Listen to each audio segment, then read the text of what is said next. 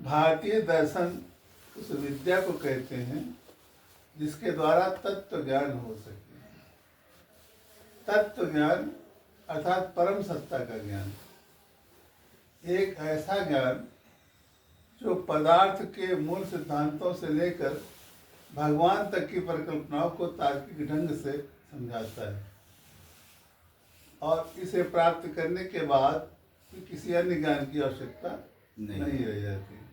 भगवान को जान दिया तो मानव के दुख निवृत्ति हेतु तत्व ज्ञान कराने की जो विद्या विकसित हुई वही दर्शन है।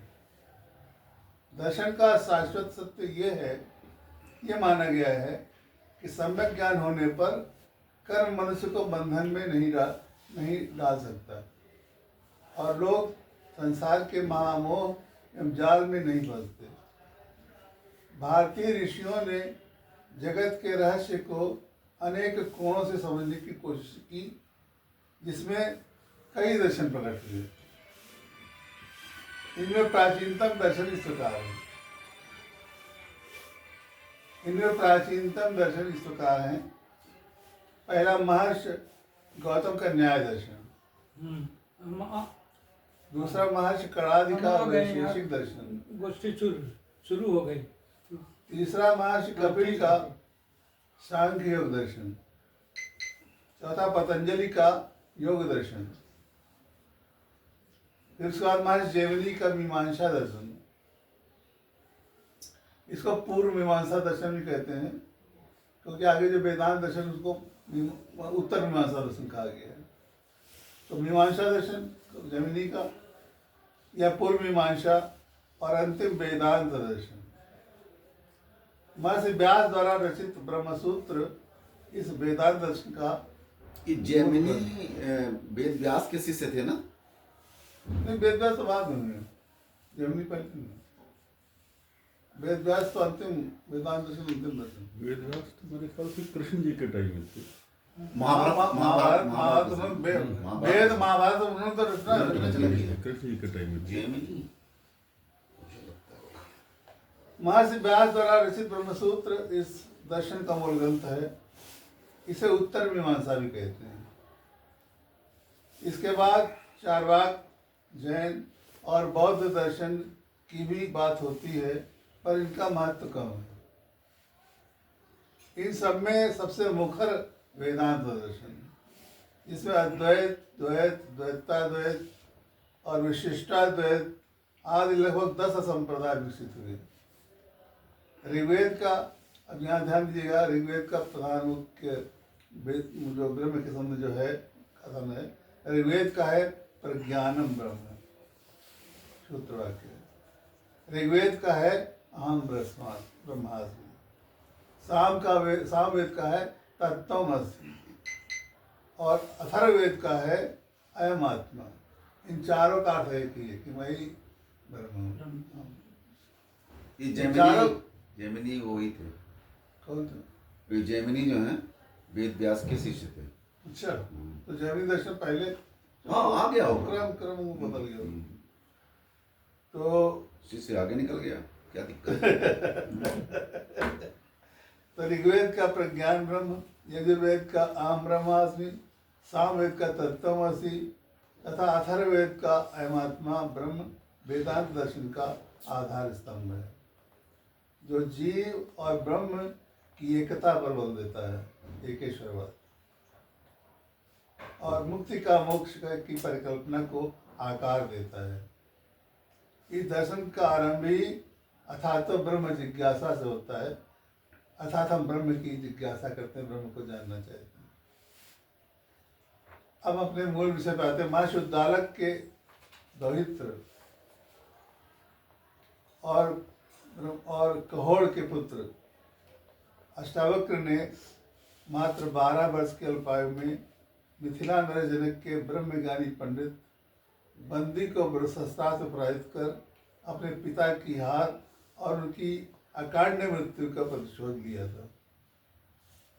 इससे प्रभावित होकर जनक ने अष्टावक्र जी को अपना गुरु बनाया और उनसे ब्रह्म ज्ञान प्राप्त कर विदेह कहलाए। महर्षि अष्टावक्र और जनक के बीच अथातो ब्रह्म जिज्ञासा को लेकर जो संवाद हुआ उसी का पुस्तक रूप अष्टावक्र गीता है।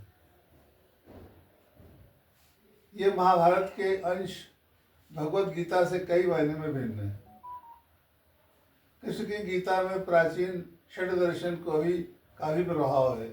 उसमें ज्ञान, कर्म तथा सांख्य योग की भी बात चर्चा हुई है, जबकि अष्टावक्र गीता में विशुद्ध रूप से वेदांत के केशरवाद पर चर्चा हुई है।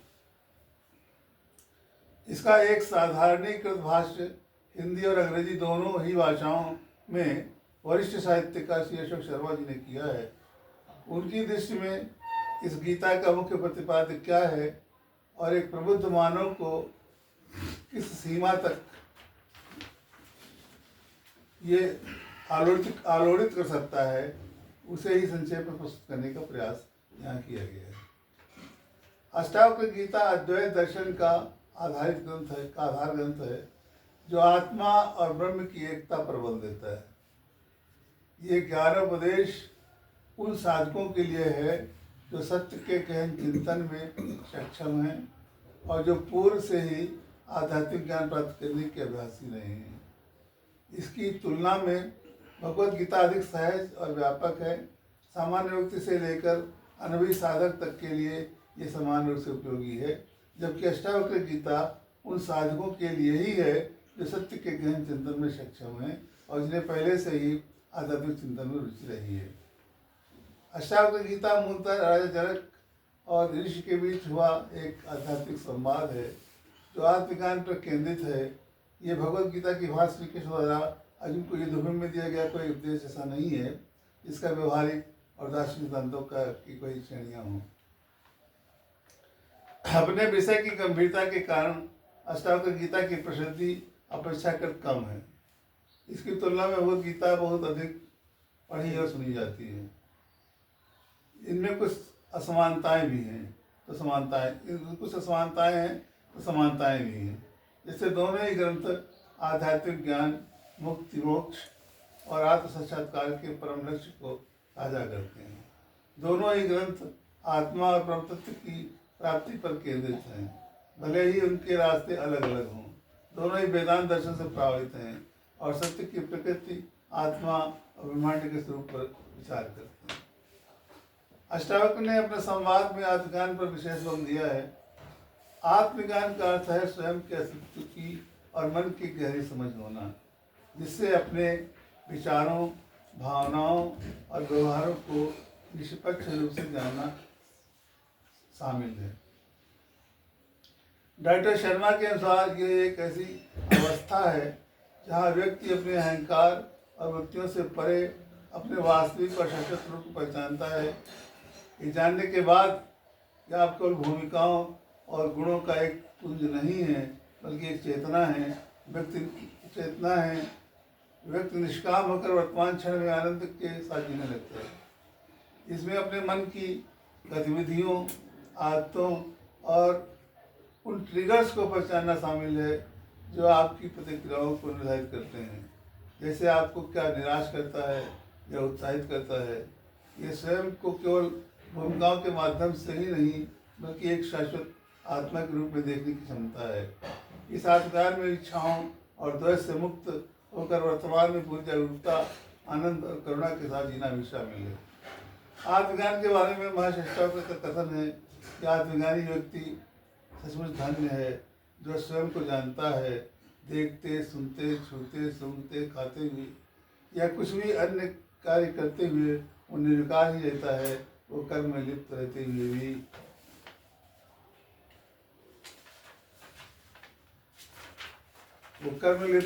भी अविकारी हो सकता है। संभवतः विदेह शब्द की अवधारणा यहीं से हुई हो। ऋषि कहते हैं स एव धन्य आत्मज्ञ सर्वभावेषु समः सन श्रवणं स्पृशन् जिघ्रन् अश्वनिस्तरस्य मानसः। अष्टावक्र गीता के प्रतिपाद्य को किसी लेख में समझ पाना संभव नहीं है। इसके लिए ग्रंथ का आद्योपांत अवगाहन करना पड़ेगा। यदि हम इसे डॉक्टर शर्मा की पुस्तक के चश्मे से पढ़ा जाए तो हिंदी और अंग्रेजी दोनों ही भाषाओं के पाठक इसे सहजता से आत्मसात कर सकेंगे, ऐसा मेरा विश्वास है। ऐसे दुर्लभ ग्रंथ को फिर से समसामयिक साहित्य का हिस्सा बनाने की डॉक्टर शर्मा को उठा बहुत तालियां भाई जोर से नहीं बजी।